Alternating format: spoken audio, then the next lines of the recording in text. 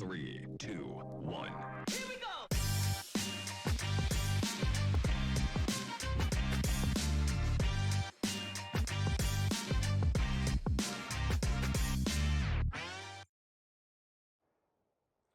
Ladies and gentlemen, we made it till Friday, and that is why I am rewarding myself with a cup of coffee while you join me in today's We Talk episode.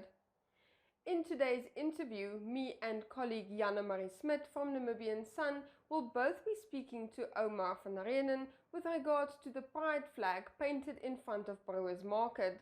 This pride flag marks the second in Africa. But more on that later. Today's riddle. What can be seen once in a minute, twice in a moment, and never in 1,000 years? The answer at the end of the show. But first up, our news.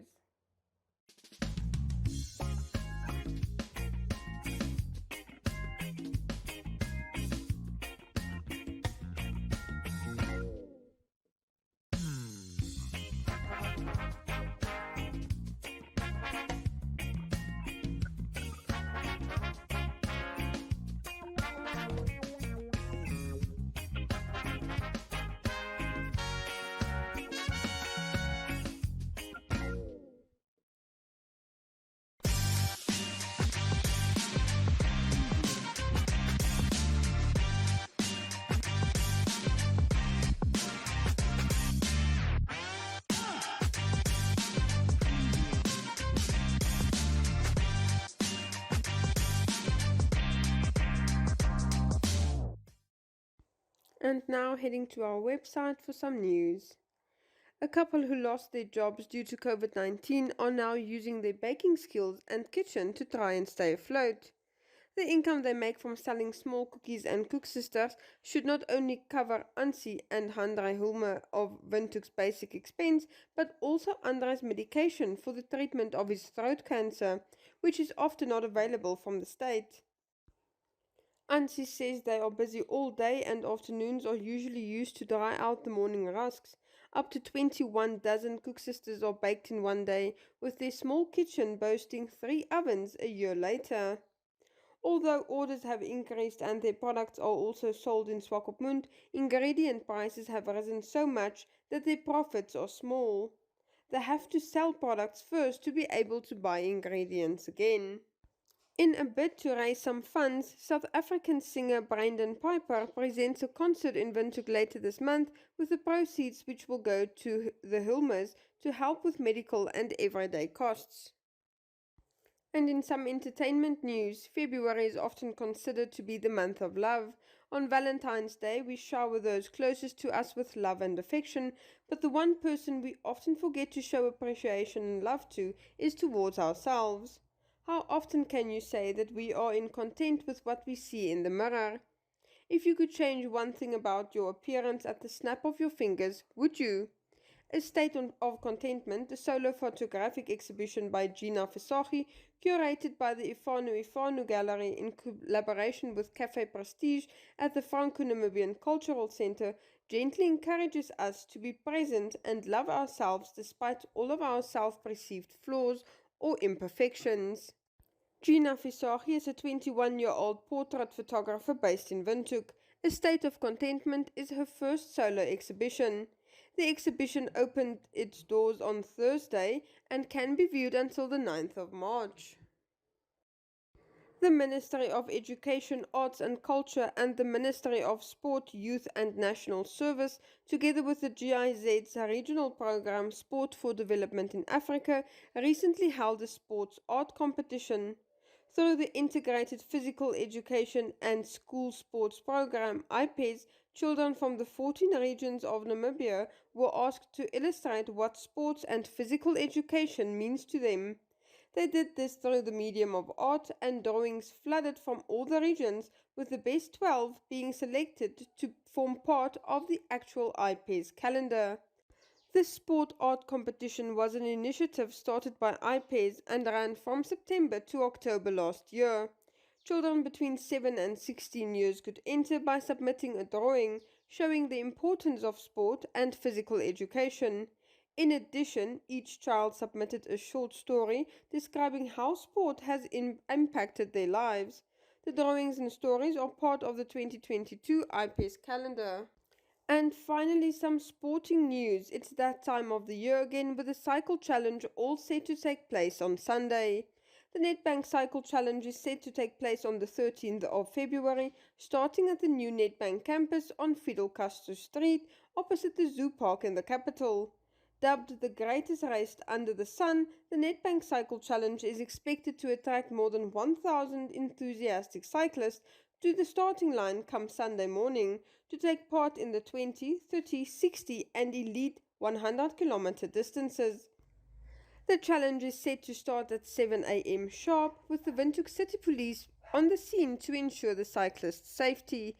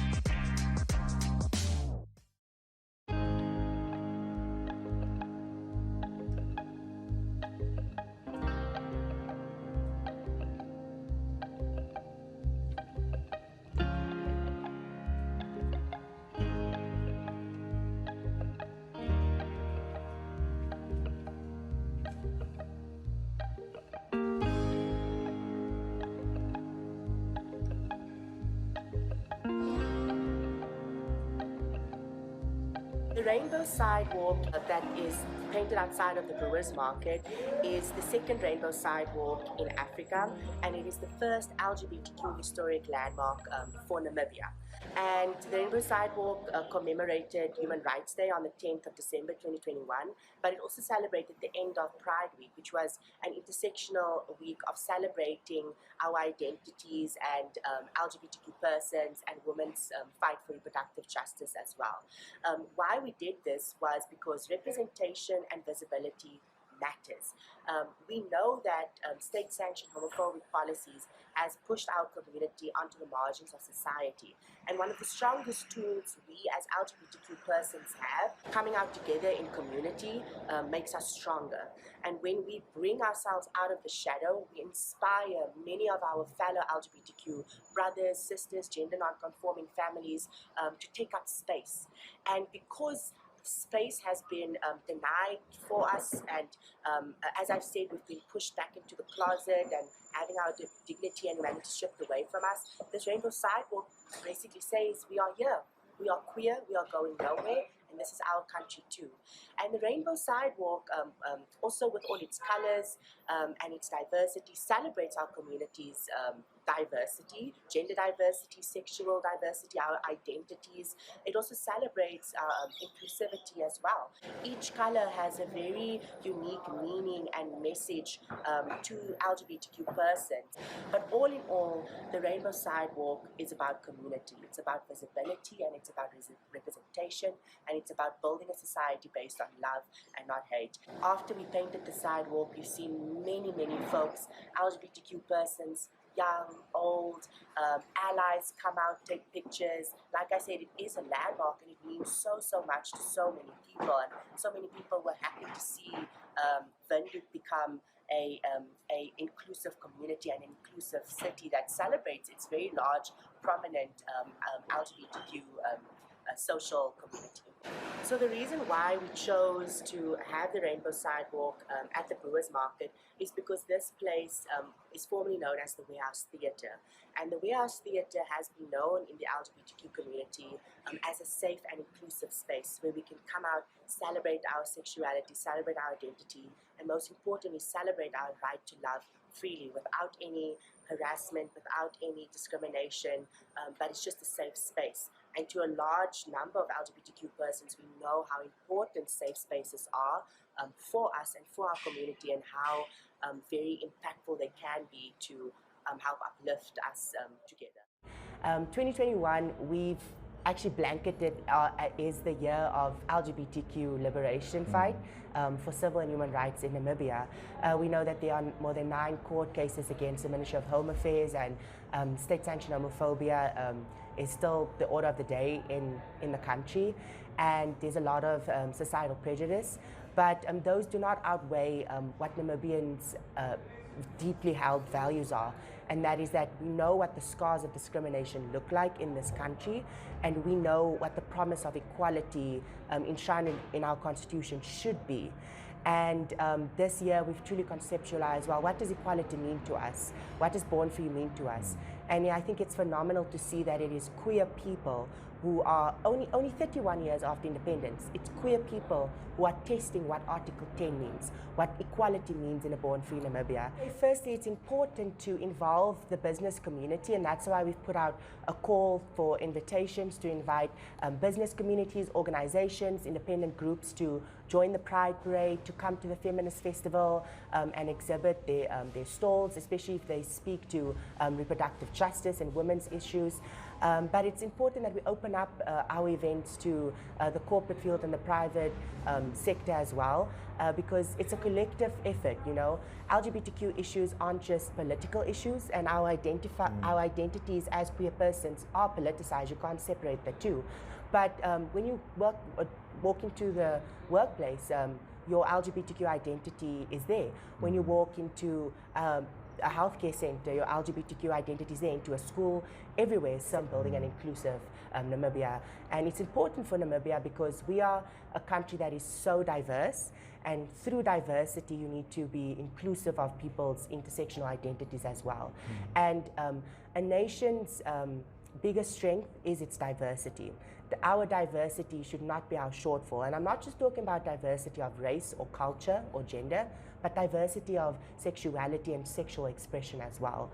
So we are beautifully diverse, and we are celebrating our diversity as our biggest strength in this Born Free Republic.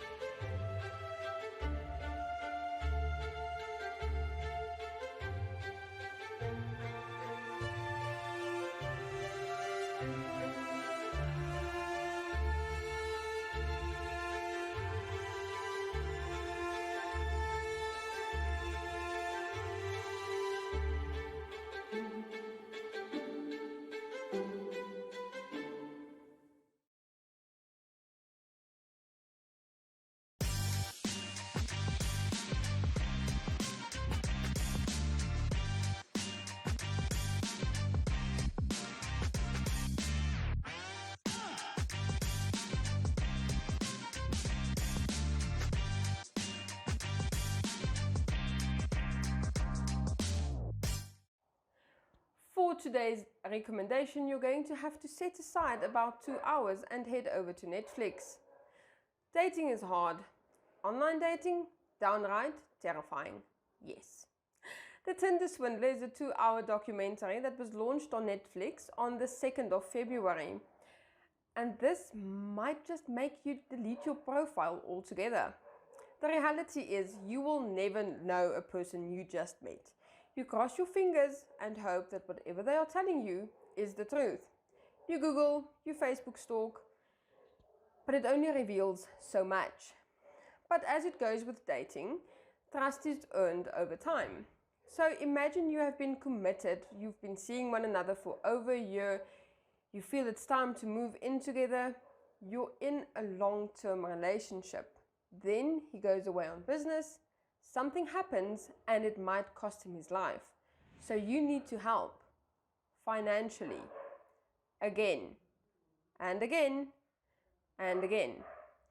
At some point, you're going to have to ask questions, like, when am I getting my money back? Especially if you took out a loan in your own name. And that's when the tables started turning for quite a number of women. The Tinder Swindler, Simon Lviv, conned multiple women from around the world in close to $10 million, posing as a billionaire's son. He wooed multiple women by showering them with expensive gifts, lavish luxury holidays, and private jets. Tinder has released a statement earlier this week stating that he has been banned from using the dating app. What happened in the end is infuriating. I won't give away any spoilers. Enjoy the trailer and maybe up your security game on your dating app. You can find a bit of everything on Tinder, but one little swipe can change your life. I only miss you when it rains. When I first talked with Simon, immediately we had a bond. And when I listen to the radio, He was smart and funny and very impulsive. I shared my whole heart with him. And then he asked me if I wanted to travel with him on a private jet. I was like, shit. He took me to a 5-star hotel. He said, We had a special connection. It felt like stepping into a movie. And then in the middle of the night, he said there was something he wants to tell me. He said he has threats against him. He needs our cash. $20,000. 30,000. $140,000. His life depended on me. That's when police tell me the man I loved was never real. Everything's a lie. Who is this guy I've been sharing the same bed with? Then I get these threatening messages. Take my advice. Just watch out. We have no idea what he's capable of. It's just been fucking hell. I'm just freaking out. But we needed to get payback. We don't know how far this conspiracy actually goes. It's just the tip of the iceberg. We have one chance. To swindle the Tinder Swindler. You double-crossed me? You're gonna pay for it.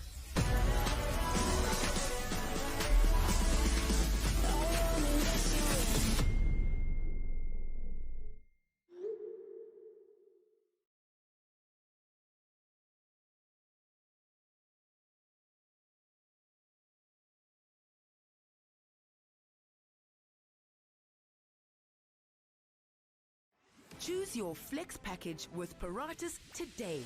Sign up for ultra-fast fiber with the convenience of mobile LTE. That's 2 products in one bundle. It's new, it's one bill, and you can stay connected in more than one location. For more information, visit paratus.africa/NA. always prepared. Paratus.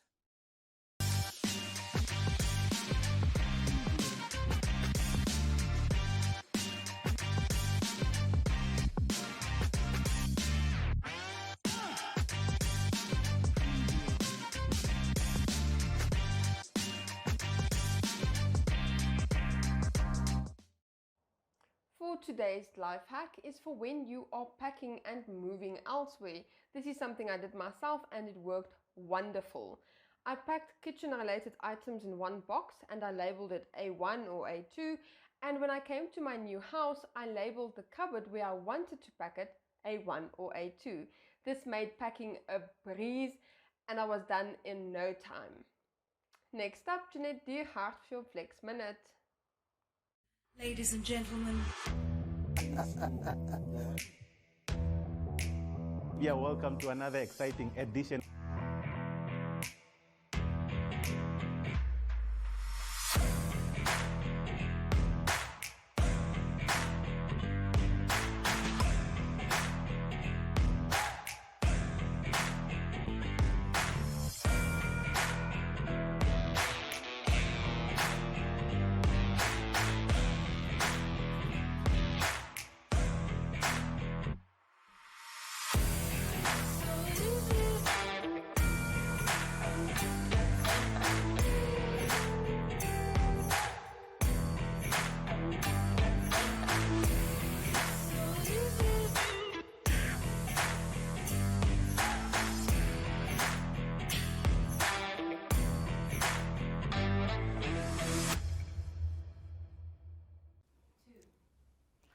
Hi everybody and welcome back to Flex. I'm Jeanette, your presenter for Flex. Now today we are going to do a very basic core movement, that is the bicycle crunch, okay?